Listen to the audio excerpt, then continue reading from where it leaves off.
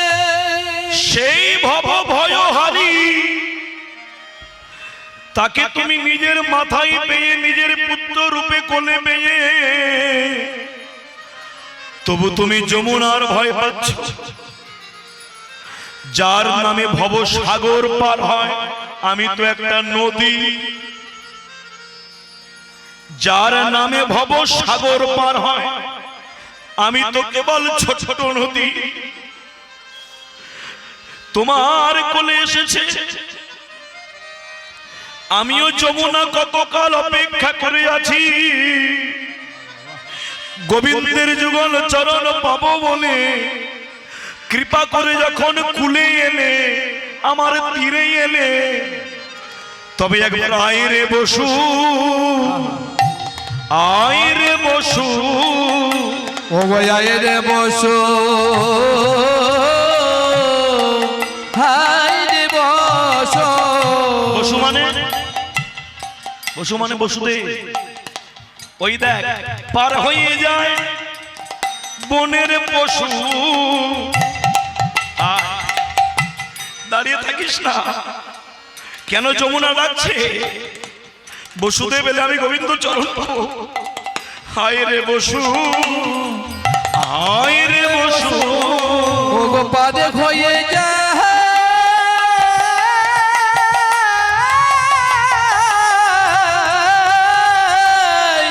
বনের পশু, আয় রে বসু, আয় রে বসু। যমুনার উত্তাল তরঙ্গে বসুদেব যখন নামলেন, অনন্তনাগের ছায়া হলো। অমনি উত্তাল তরঙ্গে যমুনা মাথার কৃষ্ণকে নামিয়ে নিল, নিয়ে বললে, হে গোবিন্দ, যখন কৃপা করে তুমি আমায় দর্শন দিলে, চরণ দিলে, যুগল রূপ অধিবাস করতে না করতে কীর্তন সবে তো জন্মেছি, একটা দিন সময় দে, এর মধ্যে যুগল রূপ। সবে আমি জন্মেছি, এ বাড়ি থেকে ও বাড়ি যাচ্ছি, এর মধ্যে যমুনা বলে যুগল রূপ।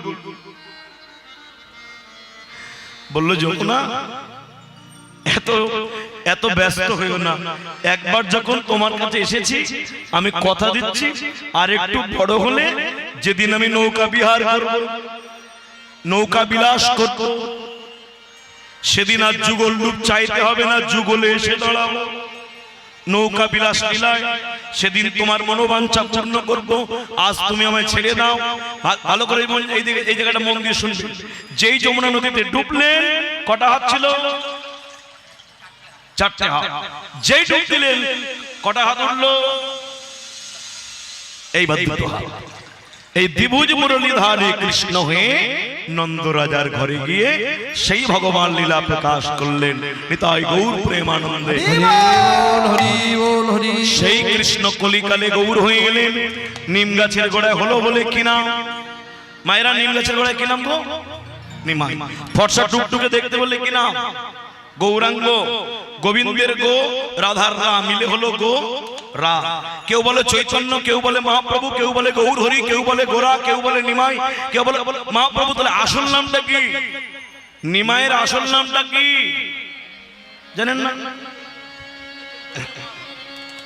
এই শ্রীকৃষ্ণ চৈতন্য মহাপ্রভু যেটা বললেন, আপনি বলেছেন এই নামটা কবে হলো? 24 বছর বয়সে যেদিন সন্ন্যাস নিলেন, সেদিন মহাপ্রভুকে নাম দিলেন। আজ হইতে তব নাম শ্রীকৃষ্ণ চৈতন্য, আজ হইতে তব নাম শ্রীকৃষ্ণ চৈতন্য। তব নাম লয়ে কলির জীব হবে ধন্য ধন্য।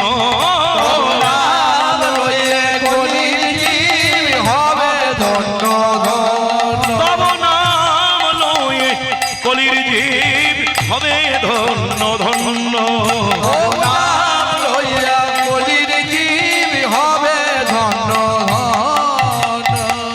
তাহলে চৈতন্য নামটা কত বছর বয়সে হলো?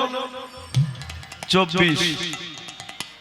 জন্মগ্রহণ করে মায়েরা কাগজে কলমে আধার কার্ড ছিল না? তখন ছিল না। প্রথম নাম দিলে সচি মায়ের বাবা নীলাম্বর চক্রবর্তী। বলল, সচি, তোর এই ছেলের নামে প্রেমে একদিন বিশ্ব ভরে যাবে, তাই এর নাম রাখ বিশ্বম্ভর। তাহলে নিমায়ের আসল নামটা কি? বিশ্বম্ভর গৌর হরি। সেই এলেন কলিকালে গৌর হয়ে। আর একটা ছোট্ট কথা আপনাদের বলি, খুব মজার কথা, ভালো করে শুনবেন। কৃষ্ণ জন্ম আস্তে আমাদের ঘরে এই যে তিথি নক্ষত্র আমরা বলি, তিথি একাদশী দ্বাদশী তিথি বলি তো। আচ্ছা, মোট তিথি কটা? মোট তিথি কটা? 15টা। ঠিক বলেছো, 15টা তো। প্রতিপদ, দ্বিতীয়া, তৃতীয়া, চতুর্থী, পঞ্চমী, ষষ্ঠী, সপ্তমী করে করলে 15টা। এই 15টা তিথির মধ্যে কৃষ্ণ জন্মগ্রহণ করলেন যে তিথি, এটা কত নম্বর তিথি? অষ্টমী, মানে 8। আচ্ছা, আর 15 দিন পরে একটা মেয়ে আসবে, সেটা কোন তিথি? এর 15 দিন পর রাধা অষ্টমী, কৃষ্ণ অষ্টমী, কৃষ্ণ 8, রাধা 8। কিরকম খাতির দেখুন, মিলিয়ে মিলিয়ে 8 8। কৃষ্ণ এলেন অষ্টমী, রাধা এলেন অষ্টমী। এই অষ্টমী মানে 8, তাই এ বেটা এলো 8 আর রাধারানী এলেন 8। 8 8 কত হলো? 8 8 16 হলো। আচ্ছা, রাধারানী আর কৃষ্ণ মিলে গৌর হলো। যেদিন গৌর হরি নবদ্বীপে এলেন, সেদিন তিথিটা কি ছিল? পূর্ণিমা তিথি। 16 কলায় চাঁদ, 16 8 8 16 হলো। রাধা কৃষ্ণ মিলে গৌর হলো। পূর্ণিমার পূর্ণ চন্দ্রে আমার গৌর এলো রে, সোনার নদিয়ায় উলুধ্বনি, হরিধ্বনি শব্দ শোনা যায় আমাদের গৌর এলো রে। গৌরী এলো রে,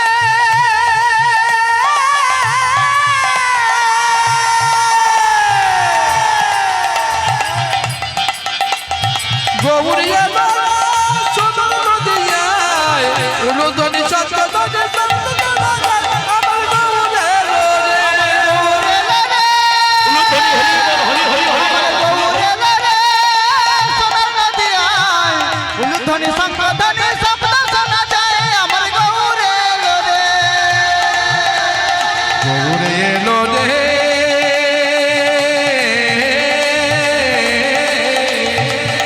আমার গৌর এলো রে, সোনার নদিয়ায় উলুধ্বনি সংধ্বনি শব্দ শোনা যায় আমার গৌর এলো রে। গৌর এলো রে, আমাদের নিতাই এলো রে। আরে গৌর এলো রে, আমাদের নিতাই এলো রে। গৌর এলো রে, আমাদের নিতাই এলো রে। গৌর এলো রে, আমাদের নিতাই এলো রে। আরে গৌর এলো রে, আমাদের নিতাই এলো রে। গৌর এলো রে, গৌর এলো রে, সোনার নদিয়ায় উলুধ্বনি হরিধ্বনি শব্দ শোনা যায় গৌর এলো রে। আমাদের গৌর এলো হরি রে, রে। আমার গৌর এলো রে, সোনার নদিয়ায় ধ্বনি সংধ্বনি শব্দ শোনা যায় আমার গৌর এলো রে।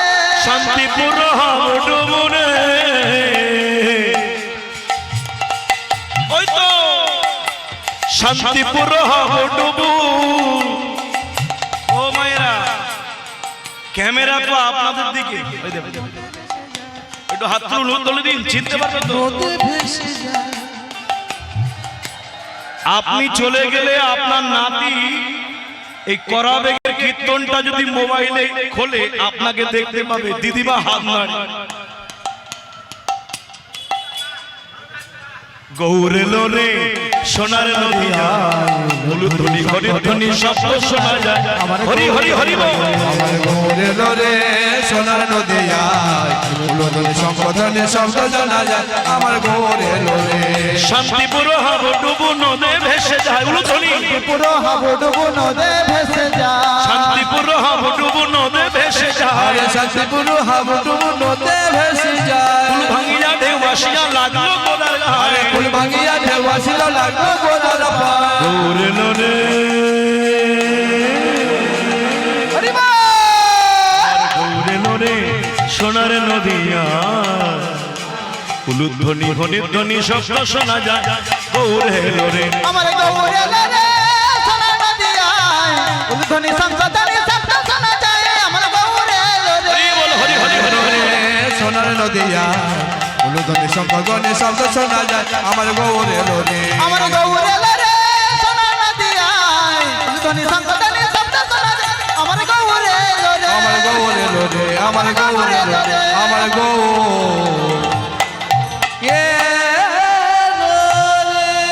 বলুন ভগবান শ্রীকৃষ্ণ চৈতন্য দেব কি জয় গৌরাঙ্গ সুন্দর কি জয় ভক্তমণ্ডলী ভক্তিমতী মায়েরা গৌর যে ভগবান আমি যে বললাম কৃষ্ণ গৌর হয়ে গেলেন প্রমাণ কি শুধু মুখে তো বললে হবে না কৃষ্ণ গৌর প্রমাণ কি আমি ছোট্ট প্রমাণ আপনাদের কাছে দিতে চাই মহাপ্রভু নবদ্বীপে ছিলেন তখন ছোট্ট ছেলে সেই সময়কার দিনে সারা বিশ্বের পণ্ডিত সারা পৃথিবীর শ্রেষ্ঠ পণ্ডিত তার নাম হলো কেশব কাশ্মীরি এই কেশব কাশ্মীরি সারা পৃথিবীতে শাস্ত্র যুদ্ধে তর্ক যুদ্ধে শাস্ত্র জ্ঞানে পাণ্ডিত্যে সকলকে পরাভূত করেছে সবাইকে পরাজিত করতে করতে মনে মনে অহংকার হয়েছে যে সারা ভারতবর্ষের মধ্যে বিদ্যা চর্চার শ্রেষ্ঠ পাণ্ডিত্যের স্থান হচ্ছে একমাত্র তখনকার দিনে কোথায় নবদ্বীপ আপনারা যারা কীর্তন শুনছেন মন দিয়ে বলি আপনাদের কাছে এই মালা ঠিক আছে বাবা ঠিক আছে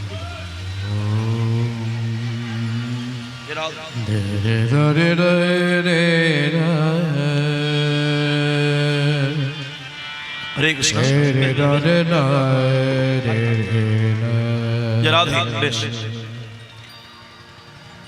এখন যেমন শিক্ষা ক্ষেত্রে রাজনীতি জড়িয়ে গেছে স্কুল কলেজের মধ্যে রাজনীতি এখন হয় তখনকার দিনে কিন্তু স্কুল কলেজে লেখাপড়ার জায়গায় রাজনীতি বলে কিছু ছিল না তখন বাংলার বুকে লেখাপড়ার জায়গা হলো নবদ্বীপ পণ্ডিতদের বাস আর রাজনীতির পীঠস্থান হচ্ছে মালদা জেলা গৌড় মালদা ওখানে যদি রাজনীতি হবে আর পড়াশোনা হবে নবদ্বীপে যার জন্য আপনারা কীর্তন শুনছেন সেই মহাপ্রভু তার বাবার নাম কি জগন্নাথ মিশ্র আপনারা জানেন এই জগন্নাথ মিশ্রের জন্মস্থান কোথায় মানে নিমাইয়ের বাবা জন্মগ্রহণ করেছেন কোথায় বাংলাদেশ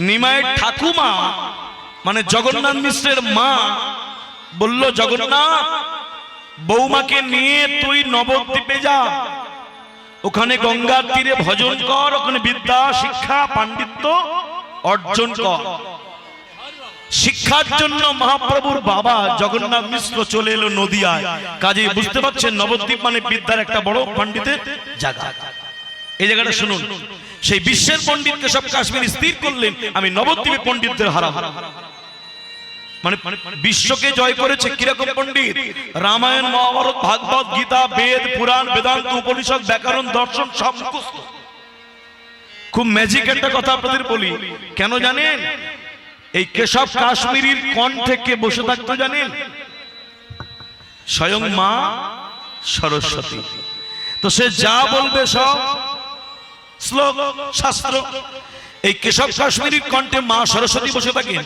এই কেশব কাশ্মীরি একদিন নবদ্বীপে এলেন এসে সবাইকে আহ্বান করলেন কে কত বড় পণ্ডিত আমার সঙ্গে তর্ক শাস্ত্র যুদ্ধ করো ভক্তমণ্ডলী ভক্তিমতী মায়েরা ন্যায়রত্ন বিদ্যানিধি তর্ক লঙ্কা বড় বড় পণ্ডিতের বাস নবদ্বীপে কিন্তু কেউ সামনে আসতে চাইল না সবাই রাত্রিবেলা গোপনে মিটিং করলো তুই যাবি যাবে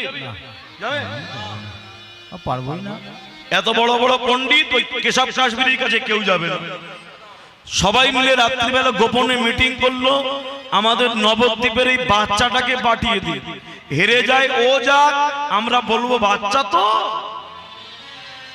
বাচ্চাটাকে এ তো বাচ্চা নয় সেটা তো জানে না নিমাইকে পাঠিয়ে দিল নিমাই খুব ছোট্ট ছেলে অল্প পড়াশোনা করলো বয়সটা অল্প হলো পড়াশোনা অনেক বিদ্যা অনেক লেখাপড়া করেছেন নিমাই পণ্ডিত এই জায়গাটা মন দিয়ে শুনবেন এই কেশব কাশ্মীরি এত বড় পণ্ডিত নিমাইকে ডেকে বলল, ও নিমাই, তুমি নাকি পণ্ডিত, তা তুমি আমার সঙ্গে তর্ক যুদ্ধ করবে, শাস্ত্র যুদ্ধ করবে, করো। দেখুন, সত্যিকারে যিনি পণ্ডিত, যিনি জ্ঞানী, যার সত্যিকারে জ্ঞান আছে, সে কোনোদিন কাউকে চ্যালেঞ্জ করবে না, সে কোনোদিন কাউকে হুমকি দেবে না, তার পাণ্ডিত্য তাকে নুইয়ে রাখবে। কলসির মধ্যে জল বেশি হলে কলসির আওয়াজটা কমে যাবে। ধান গাছের যদি শীষের মধ্যে, ধানের মধ্যে শীষ যখন বেরোয়, যেটা সলিড ধান, তার ভাবটা, যেটা চিটে আগড়া, আমাদের কীর্তন জগতে দু একটা আছে, বলে আমার সঙ্গে কেউ পারবে না, আছে না? আচ্ছা আপনি বলুন, আমি ছোট্ট একটা অঙ্ক আপনাদের দিই। আপনার 50 বছর বয়স, আপনি 50 বছরে যত বই পড়েছেন, আপনি তো বইয়ের বাইরে কিছু বলতে পারবেন না, বই পড়েছেন নিশ্চয়ই। যার 80 বছর বয়স, সে তো আপনার থেকে বেশি বই পড়বে। যদি আপনার কোনো আপনার মতো ব্যক্তি হয়, তাহলে আপনার থেকে বেশি বই পড়বে। আপনি কি করে বললেন যে আমার সঙ্গে কেউ পারবে না? আমি আগেই বললাম, যার মধ্যে কিছু থাকবে তার ভাবটা হবে নিচু। প্রমাণটা দেখে নিন। বিশ্বের পণ্ডিত বলল, নিমাই আমার সঙ্গে তর্ক যুদ্ধ করে শাস্ত্র যুদ্ধ পাণ্ডিত্য দেখাও। যখনই বলেছেন, মহাপ্রভু বলে উঠলেন, আমি তো মূর্খ, তাই আপনার সঙ্গে তর্ক যুদ্ধ আমি করতে আসি। মায়েরা দেখুন, পণ্ডিতের কি গুণ দেখুন, যিনি জ্ঞানী তার ভাবটা দেখুন। যিনি ভগবান মহাপ্রভু, তিনি সমস্ত কিছু জানেন, তথাপিও বললেন আমি তো মূর্খ। কেশব কাশ্মীরি বললেন, তাহলে তুমি তর্কযুদ্ধ করবে না? বলল না। এলে কেন? নিমাই বললেন, শুনেছি আপনি নাকি বিশ্বের পণ্ডিত, তাই আপনার কাছে কিছু জানবো বলে। যেই বলল জানবো, শিখবো, অমনি বুক উঁচু করে বলল, কি শুনবে, কি জানতে চাও বলো, যা জানবে তাই জানাবো, বলো কি শুনবে, বেদ, বেদান্ত, রামায়ণ, উপনিষদ, দর্শন, ব্যাকরণ, কি শুনতে চাও? মহাপ্রভু বললেন, না না, অত কিছু মাথায় নেবার মতো ক্ষমতা আমার নেই, আমি তো ছোট ছেলে। হে পণ্ডিত, আপনি এক কাজ করুন, এই যে গঙ্গার তীরে বসে আছি, সুরধনী গঙ্গা, এই পতিত পাবনী গঙ্গার মাহাত্ম্য একটু আমায় বলুন। আচ্ছা আপনারা বলুন, যার বেদ, বেদান্ত, রামায়ণ, মহাভারত সব মুখস্থ, তাকে যদি কেউ বলে দুর্যোধনের বাবার নাম, এটা কোনো ব্যাপার? তা যে সব জানে তাকে বলছে গঙ্গার মাহাত্ম্য। যার কণ্ঠে মা সরস্বতী বসে, তাকে বলে গঙ্গার মাহাত্ম্য। এইটুকু ব্যাপার, কোনো ব্যাপার না। শোনো, বলে ঝড়ের মতো, ঝড়ের গতিতে 100 খানা শ্লোক বললেন। কতগুলো শ্লোক? 100 শ্লোক। 100 শ্লোক বলে দিলেন। আর যখনই 100 শ্লোক বললেন, ও মায়েরা এদিকে শুনুন, যেই 100 শ্লোক বললেন, শ্লোকটা বলে এবার বলে বললেন, ও নিমাই কেমন লাগলো? নিজেই বলে, আবার নিজে বলছে কেমন লাগলো? কিছু বুঝতে পারলে মাথায় ঢুকলো? ঢুকলো কিছু? মহাপ্রভু বললেন, পণ্ডিত আপনি যে 100টা শ্লোক বলেছেন, এর মধ্যে 49তম শ্লোকটি আপনি ভুল বলেছেন। এখানে আপনারা কীর্তন শুনছেন, আমি যদি গোটা 5 শ্লোক মুখস্থ করে বলি, কোথায় ভুল বলবো সব ধরতে পারবেন সবাই? যার জানা আছে সে ধরবে। তা 100 খানা শ্লোক বললেন, 49তম শ্লোকটা ভুল বলেছেন। ছোট্ট ছেলে বলে উঠলেন, পণ্ডিত 49তম শ্লোকটা মনে হয় ভুল হয়েছে। কি বলছো তুমি, কোনটা ভুল? মহাপ্রভু ওই 49তম শ্লোকটা টেনে এনে ভুলটা দেখিয়ে প্রমাণ করে দিলেন। আর যেই প্রমাণ করে দিলেন, মাথাটা নিচু হয়ে কেঁদে কেঁদে ঘরে গেলেন। ঘরে গিয়ে রাত্রিবেলায় মাকে ডেকে বলছে, মা। মা মানে? মা মানে কে? মা সরস্বতী। মা থাকা সত্ত্বেও ওইটুকু বাচ্চার কাছে আমি হেরে গেলাম, তুই কিছু করলি না। মা, একটা বাচ্চার কাছে আমার অপমান হলো, অসম্মান হলো, তুই কিছু বললি না, তুই কিছু করলি না। ঠিক আছে, তুই যখন চাস একটা বাচ্চার কাছে আমার অপমান হোক, এত বড় অসম্মান আমাকে তুমি করালে, আমিও কথা দিচ্ছি সূর্য উদয়ের পরে আমার মুখ আর কেউ দেখতে পাবে না। ভক্তমণ্ডলী, ভক্তিমতী মায়েরা মনে রাখবেন, যাদের একটু মান সম্মান আছে তাকে যদি কেউ একটু অসম্মান করে কথা বলে, অসম্মানিত হয়, সে কিন্তু আর মুখ দেখায়। কিন্তু যাদের মান ইজ্জতের ভয় নেই, তাদের জামা কাপড় ধরে টানাটানি করে ছুট করালো, মান সম্মানের ভয় নেই, কোনো ব্যাপার না। কেশব কাশ্মীর তো বড় পণ্ডিত, সম্মানী ব্যক্তি, অসম্মান করলেন মানে অপমানিত হয়ে গেলেন, পরাজিত হলেন, জলে ডুবে মরতে গেল। মা সরস্বতী বললেন, কেশব প্রাণ ত্যাগ করছিস কেন? বলল, মা তুমি থাকা সত্ত্বেও ওইটুকু বাচ্চার কাছে আমি হেরে গেলাম, তুমি কিছু করলে না। মা সরস্বতী বলল, পাগল, কাকে বাচ্চা বলছিস? এই ছেলের কাছে বাবা হেরে গেলে বাবার লজ্জা লাগতে পারে, কিন্তু বাবার কাছে ছেলে হেরে গেলে ছেলের তো অসম্মান হয় না। কে বাবা আর কে ছেলে? কেশব মনে মনে করছে আমি বয়োজ্যেষ্ঠ, ও বাচ্চা ছেলে। আর মা সরস্বতী বলছে, বাচ্চার কাছে বড়রা হেরে গেলে সম্মান যায়, কিন্তু বড়দের কাছে বাচ্চারা হেরে গেলে সম্মান যাবে না। তো বড়, তুই যার কাছে হেরেছিস তুই বাচ্চা ভাবছিস কেন? ও বাচ্চা নয়, ও তোর বাবা। কি বলছো মা? রে কেশব, মোটা মোটা বই পড়লে ভগবান চেনা যায় না।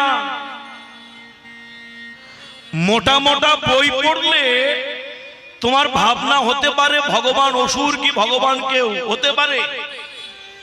মোটা মোটা বই পড়লে ভগবান চেনা যায় না। কেশব কাশ্মীরি বিশ্বের পণ্ডিত, সেও গৌরকে কাছে পেয়ে চিনতে পারেনি। মা সরস্বতী বলল, কেশব সর্বজ্ঞান থাকলেও তুমি গৌরকে চিনতে পারলে না। ও তো বাচ্চা নয়, ও তোমার পিতা, জগৎ পিতা। তুমি কার সঙ্গে তর্ক যুদ্ধ করতে গেলে? একটুখানি বাচ্চা বলে এখনো সময় আছে, যাও গৌর চরণ ধরে নিজের অপরাধ মার্জনা করো। মা মা মা, তুমি তো কণ্ঠে আছো, তাহলে হারলাম কেন? বললে, পাগল, এই কোন বাড়িতে যদি ছেলে আর বাবা যুদ্ধ ঝগড়া অশান্তি করে, মা কি দাঁড়িয়ে দাঁড়িয়ে দেখতে পারে? স্ত্রী কি করবে? স্বামীর তলে যাবে না ছেলের তলে যাবে? কি করবে? তোরা দুই বাপ বেটা তর্ক লেগেছিস, আমি কি করব? তোদের তর্ক